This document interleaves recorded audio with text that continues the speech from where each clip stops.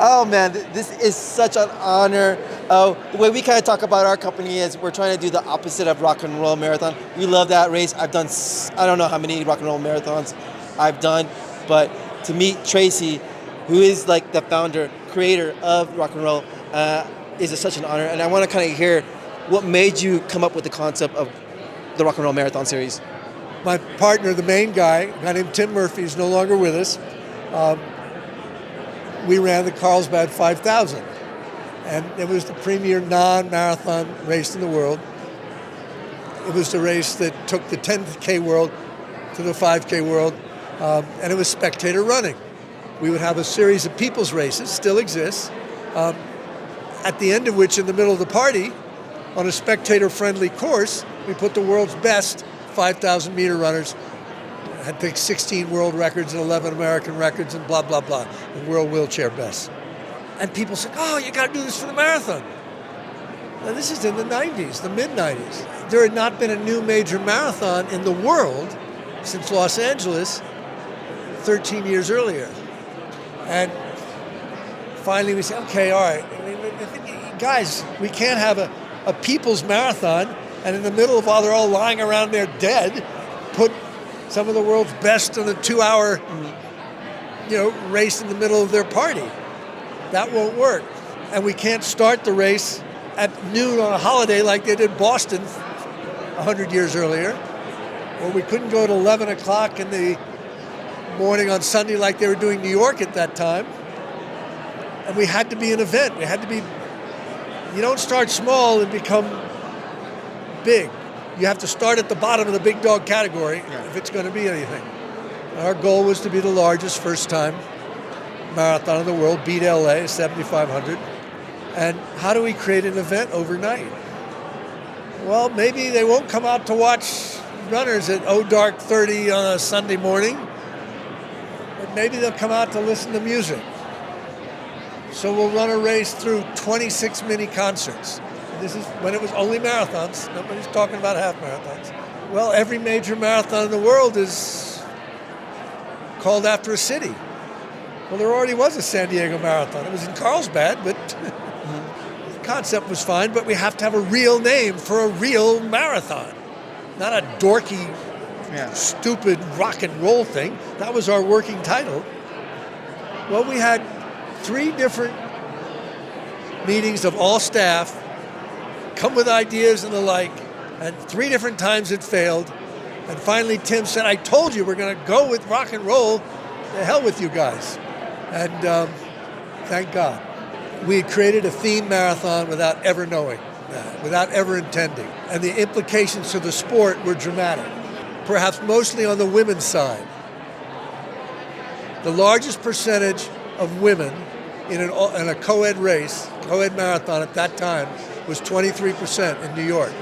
Most races were 10 to 15%. Our first 30 entries came from 17 states, 2 countries, and were 50-50 men and women. And it stayed that way. We also found in the demographic reports, our entries were slightly older, slightly more educated, a whole $10,000 income bracket wealthier. And the one bad thing, they all thought they were going to see the Rolling Stones at every mile. 2 weeks before our first race, our goal was to have 8,500. We now have 19,800. Oh no, it was huge. It was a big deal that nothing like ever happened before. And we had 5,500 charity runners raising $16.8 million net for the Leukemia and Lymphoma Society. A seismic change in a lot. But last city meeting, they say, all right, when do we get to open up the roads?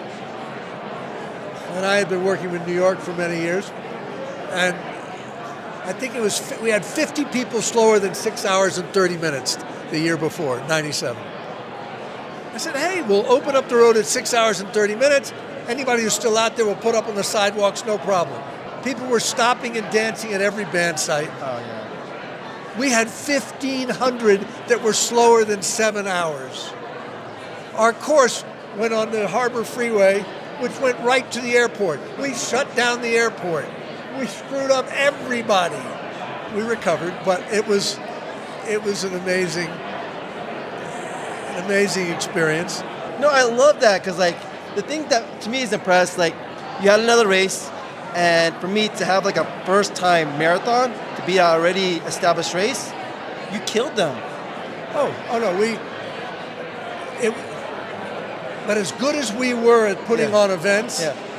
the amount of things that we screwed up and the amount of things that we tried to do, we screwed up traffic. We put on this event by design in the beginning of June. They changed the name. We have a marine layer now. But back then, we called it June Gloom in San Diego.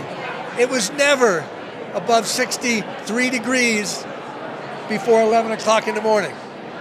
Except on that first marathon Sunday when it was 78 degrees at 7 o'clock in the morning, and it was cataclysmic. Yeah, that is I more. mean, and every other problem that could have gone on too. One other thing that we screwed up, we were the first marathon to take online entries. Yeah. Somebody said, you ought to do online entries, and we just want to get more. How many do you think we'll get? 300 or 400. Cool. Back then, it's not like it is now. Yeah.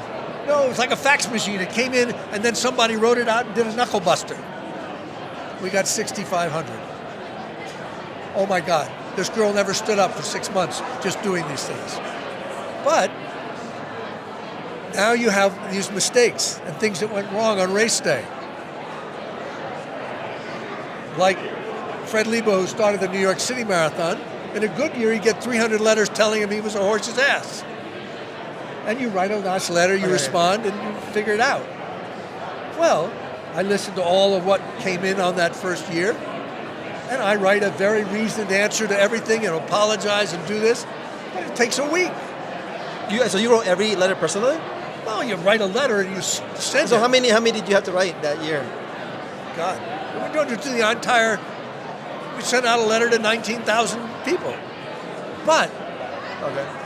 the issue is, in this new world of online, email, and whatever, oh no, you're supposed to respond in 25 seconds. Yeah, true. I didn't know, we didn't know that. We're being intelligent. Yeah. Oh my God, somebody got killed for that. Yeah. Now, how are we going to recover? How do we get people to come back in year 2? Wilt Chamberlain was the key. They were going through this big thing with ESPN. Who's the greatest athlete of the last century? And it was him, Jim Thorpe, Muhammad Ali, and Jim Brown were the leading contenders. And they all want to interview Wilt. He